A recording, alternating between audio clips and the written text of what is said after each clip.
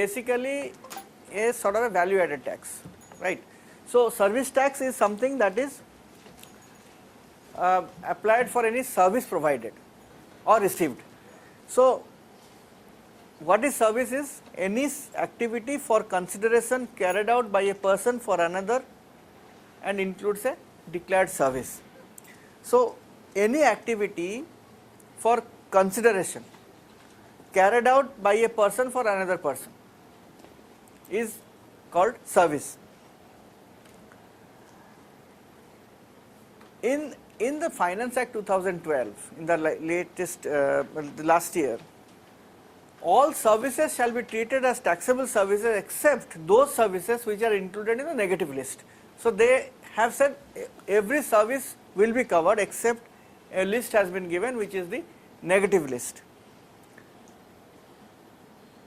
Now in that it says NGOs which are registered under section 12A of the Income Tax Act will be exempted, and NGOs providing charitable services as per section 2K of the Service Tax Law. Now what is 2K of the Service Tax Law?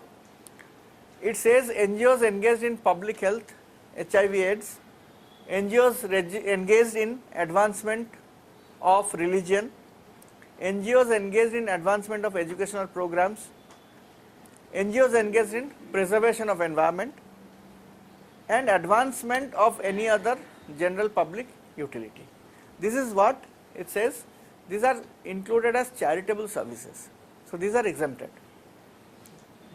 Now if the NGO is providing services related to advancement of any other general public utility, then the taxable service is exempted to 10 lakhs.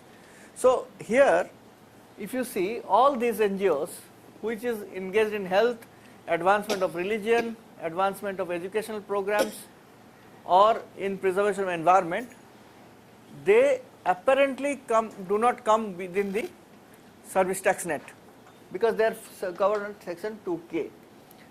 But advancement of any other general public utility, if they do provide services beyond 10 lakhs, then they will be covered. Excuse me, this public health is only HIV and AIDS or any public health including HIV AIDS it says. Including HIV AIDS it says.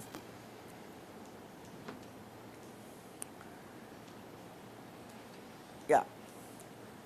So what is consideration? Where it is provided that donation to a charitable organization is not a consideration unless charity is obligated to provide something in return.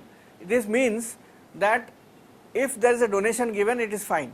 Now if you receive from a corporate a contribution or a grant, and there it says that wherever you will hold any meeting, our logo should be there, or there should be some visibility which is part of the contract, then the service tax law interprets that there is some consideration is given in return. And in those kind of situations, in this amendment in 2012 says that this is not without consideration. So therefore service tax will apply. So one needs to be very careful in terms of the grant contract that we undertake. Project grant and restricted funds shall not be treated as a service, right? But where the grant agreement has any clause where any benefit of business value is going back to the donor, then it shall be treated as a taxable service. So whenever you are negotiating with any corporate donor or any other agency where they would like themselves to be displayed prominently, then there is a flow back of the consideration. Will CSR grant be considered as a taxable service? If it provides business advantage or something in return in display or advertisement, one needs to be cautious and careful. Okay, so compliance requirements is that first of all you need to register with the service tax authorities, which is a very simple job, very simple. There is an online application, you just file it and you are registered. Every person who has provided taxable service exceeding rupees 9 lakhs in the preceding financial year, and of course payment is due date is 5th of the following month. Every month you have to pay the service tax collected. In case of March, should be made by 31st of March. Only in case of March it is within the financial year. Online payment 6th of the following month. So if you make an online payment, you can make it by 6th. Returns form service tax ST3 twice in a financial year, 2 times.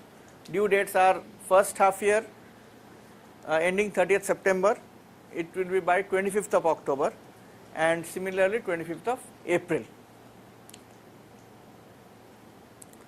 So there is interest for delayed payment 13% per annum.